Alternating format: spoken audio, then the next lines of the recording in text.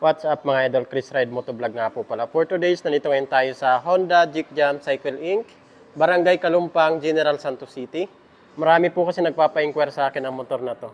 So ito yung pinakabagong Honda PCX 160. Ito yung primer red. Ganda ng kulay mga idol. Kung sa mga sasakyan naman, tawag dito is blackish red. Elegante talaga ng motor na to mga idol. Nakakahiyang ang hawakan. So ayan o. Alamin natin yung updated price, installment, bigyan na rin natin ng quick review. Bakit ito pa rin yung kukunin yung motor? Maganda pa po dito sa motor na to. So ito po yung naka-ABS at naka-road sync. Ayan o. Pansin nyo pag naka-road sync, malapad po yung instrument panel gauge niya. Pagdating naman po sa makina nito, naka 157cc to be exact, naka 4-stroke, 4-valve, single overhead cam at ang cooling system po nito mga idol is liquid cooled pa rin. Swabing-swabe to pang long distance talaga. So, tingnan nyo naman po yung side profile niya. Napakaganda talaga. Grabe. Napaka-elegante ng kulay, yung handling, yung shape niya. Pagdating naman po sa price nila dito, so dito pa rin tayo nag-inquire sa Honda Jikjam Cycle Inc. General Santos City Branch, Barangay Kalumpang po ito. Ayan, SRP po nila dito, cash price, 159,000. Siyempre, pag magkakas kayo, may mga discount pa yan dito. Ayan o. Then, sa down payment naman, installment, magda-down po kayo ng 25,000. Sa 1 year, 12 months na installment ay 13,940. Sa 18 months, 10,274.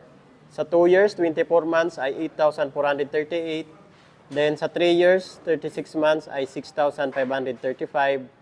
Rebates pa po yan ng 200 pesos. So ito magiging 6,335 na lang yan.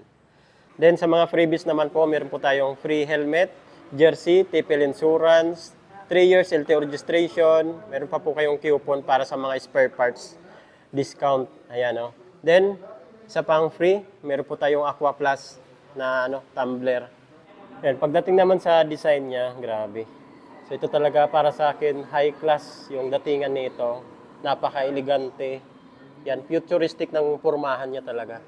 So ito naman po yung pinaka-windshield niya. Maganda po dito, naka-dark smoke. Yan, sobrang kintab. Napakalinis tingnan mga idol. So ito naman po yung pinaka-daytime running lights niya. Ito, naka-B-shape siya. Then signal light naman dito, tigkabilaan. Hindi mo mapapansin yung signal light na ito mga idol. Yung iba kasi nandito sa baba. So ito, nakadikit talaga dito sa daytime running lights niya. Mga sticker naman nito, dito naman yung sa Honda, ABS, tapos maganda po dito, naka 3D emblem na po yung PCX 160 dito, kulay gold. Ayan, kaya napaka-elegante talaga. Tingnan nyo naman yung datingan niya dito sa harapan. Wow. Tapos dito naman po yung front suspension niya. Maganda kasi may kalakihan po siya. Ganda talaga ng kulay niya mga idol. Kung anong kulay niya dito sa side, ganun din yung sa front fender niya. Sa braking system naman po nito sa harapan, gumagamit pa rin po ito ng hydraulic disc brake, dual path piston caliper, Nissan brand, at maganda pa dito naka-ABS po ito, anti-lock braking system. Pagdating naman po sa gulong niya dito sa harapan, ang size naman po nito is 110 by 70, 14 inches naman yung laki ng kanyang mags. Bronze po yung kulay niya. Ito naman po yung stock brand ng kanyang tire, IRC, made in Indonesia. Naka-street tire, naka-tubeless. So ito naman po yung design niya dito sa bandang side. Yan o. Footrest ng ating back ride. Iyon o. Napaka-premium. Ito yung grab bar natin. Wow. Ayan o. Suspension naman po nito, naka-dual shock po ito with sub-tank. Ayan o. Sa muffler naman, ganito pa rin po yung design niya, pero maangas talaga yung design. Meron pa siyang cover dito, heat guard na plastic. Then yung brake niya sa likuran, hydraulic disc brake, single path piston caliper. Nissan brand pa rin po yan. Size naman po ng gulong niya dito sa likuran, 130 by 70. 13 inches yung laki ng kanyang mags. Naka-bronze din siya. Street tire, tubeless. Ayan o. Ayan. So dito naman po tayo sa taillight tsaka brake light niya. Pansin nyo naman yung taillight tsaka brake light nito. Wow. Ganda ng tabas talaga. So ito naman yung design ng kanyang taillight tsaka brake light. Ayan o, may paganon po siya. Tapos dito naman yung brake light niya. Ito, taillight po ito. Itong maliit dito, brake light po yan. Maganda yung signal light niya kasi hindi nakahiwalay. Nandito po sa bandang baba, side by side. Naka-LED po yan lahat. Lagayan ng ating plate. Ito naman po yung pinaka-back fender niya. Malapad siya. Gustong-gusto ko talaga itong PCX, kaya lang kulang talaga sa budget. Yung design ng kanyang airbox, CVT. Maganda talaga yung design ng CVT at airbox ng mga Honda na scooter. Tingnan nyo naman, napaka-premium pa rin. Naman po tayo sa handlebar niya.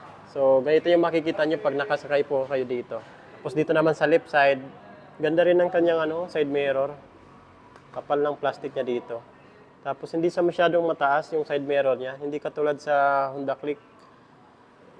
So ito naman po yung brake niya sa likuran. So dito po yung high beam, low beam niya with passing light. Ayan po. With passing light po siya. Then, dahil road sync po ito, so dito po tayo magsiselect. Ayan o. Dito yung menu niya. Horn, and then turn signal light. Sa right side naman, dito naman po yung idling system niya. Ayan o.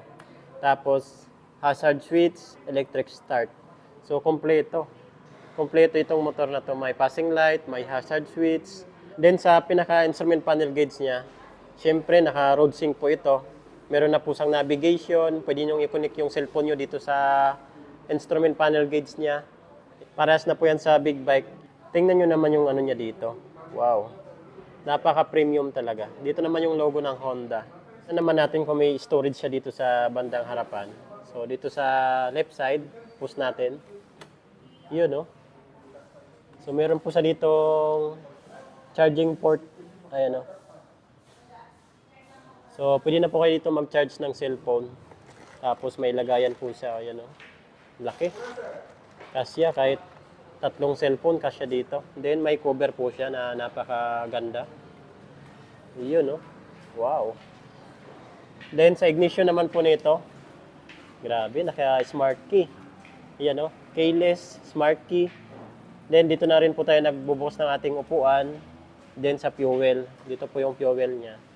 Pagdating naman po sa upuan niya, ganda ng cover niya. Tingnan nyo naman. So, dito magaspang na medyo malagkit. Okay na okay ito para hindi kayo basta dumaos-dos. Tapos dito may tabas po siya dito para sa ating back ride. Yan o. Naka-two-tone po ito. Buksan naman natin. Yun o. Paras po sa Honda EDV. Yung laki na ito tapos sa EDV, hindi nagkakalayo talaga. Tingnan nyo naman, oh. Halos 3 dangkal nga. 3 dangkal mga idol. Tapos yung lapad naman niya, ayan, oh. Marami ka talaga may ilalagay dito. So yun mga idol, kuha na po kayo ng motor na to, grabe. Sobrang siksik talaga sa forma. Tapos specs. Naka road sync, ABS, naka Honda selectable torque control, 160cc, fully automatic motorcycle, fuel injection, talagang matipid po ito sa gasolina mga idol. Basta sa Honda, legit yan, matipid talaga yan sa gasolina. Walang duda pagdating sa comfort sa riding. Ayan o. Honda PCX yan mga idol. Para sa inyo mga idol, sulit na ba yung 159,000 para dito sa Honda PCX 160 natin na ganito kaganda yung kulay? Ayun, kung may mga ipapa-inquire pa po kayo sa akin na motor mga idol, comment nyo na lang po sa comment section ng ating video. Napakarami po nating Honda motorcycle dito. Ayan o. It's Ride Motovlog. Ride safe po tayo palagi. God bless you all. Thank you.